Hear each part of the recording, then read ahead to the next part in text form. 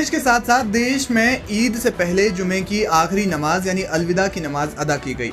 नमाज से किसी को असुविधा न हो इसके लिए पुलिस ने मस्जिद, ईदगाह और इसके लिए निर्धारित जगहों पर नमाज अदा करने की परमिशन दी। संभल में छत पर नमाज पढ़ने से मना किया गया, जिसके बाद इसका काफी विरोध हुआ था। इस बीच संभल से अलविदा नमाज की कई तस्वीरें सामने आई है, जिसमें लोग अपने घरों की छतों पर नमाज पढ़ते हुए नजर आए। जो प्रशासन ने कराना चाहा वो किया हमने। और क्या नमाज बिल्कुल ठीक रही? नमाज को हमने पढ़ी, अभी अल्लाह जाने ठीक रही न रही, वो कबूल कर ले। बहरहाल हुकूमत उनकी, हम आवाम, आप खामोश। मालूम है आपको, अगर ये आप चौथा स्तंभ हैं,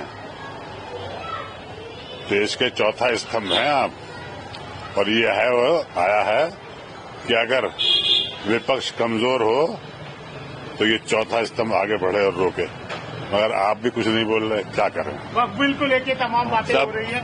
वक्फ बिल को लेके क्या कहना चाहेंगे सर? विरोध भी कर रहे हैं, मुस्लिम पर्सनल लॉ बोर्ड ने भी कहा था कि हम मुस्लिम पर्सनल लॉ बोर्ड के साथ हैं, हम जमीयत उलमा के साथ हैं। हमारी चीजों से कोई छेड़छाड़ नहीं करनी चाहिए। हमने किसी चीज को छीना नहीं है, वो हमारी अपनी जायदादें हैं जो हमारे बुजुर्ग अल्लाह के नाम पर वक्फ कर गए थे। उसमें किसी से मांगे नहीं थे, किसी से जबरदस्ती नहीं थी।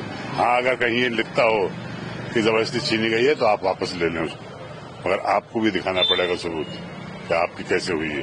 सर टेक्निकल बता रहे हैं कि टेक्निकल चीजों को समझना नहीं चाह रहे हैं, जो टर्म्स है उसमें। हाँ, सब बेवकूफ लोग बैठे ना पार्लियामेंट में। जो पार्लियामेंट्री कमेटी बनाई गई थी वो बेवकूफी की कमेटी थी, वो नहीं समझ पा रहे। वो वही समझ पा रहे हैं जगदम्बिका पाल जी, वो समझ पा रहे हैं। ये सरकार ही समझ पा रही है। बाकी जो कितने एमपीज थे उसमें 30-32 थे, वो सब बेवकूफ थे। जगदम्बिका पाल जी जो है वो कलमंद थे।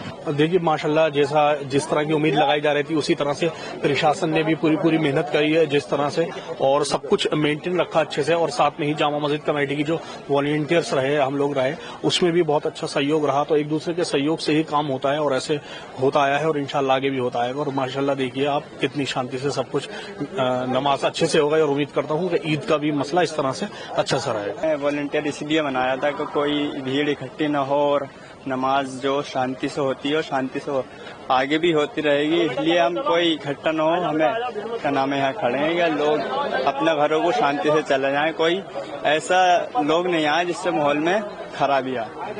लगातार आप लोग मेहनत कर रहे हैं, देखा जा रहा है, और अब लगभग लोग जा चुके हैं। जी, लोग जा चुके हैं। थोड़ी जो सुन्नतें वगैरह पढ़ना वो रहेगा मस्जिद में, वो भी आने वाले हैं, चले जाएंगे, फिर अपने अपने घर चले जाएंगे लोग। घरों की छतों पर नमाज की नहीं थी कोई रोक।